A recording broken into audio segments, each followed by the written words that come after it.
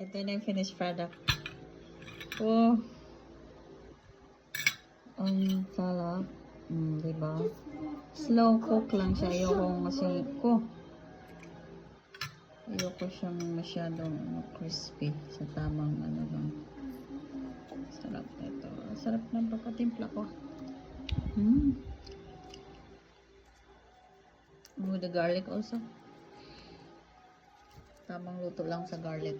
And then with rice. Kasi dalawa kami. Oh, sarap! Kain tayo guys. Panihapon.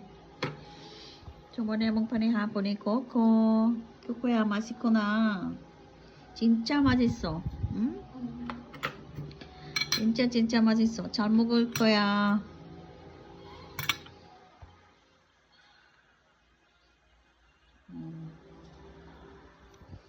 Panihapon ang mga walang trabaho.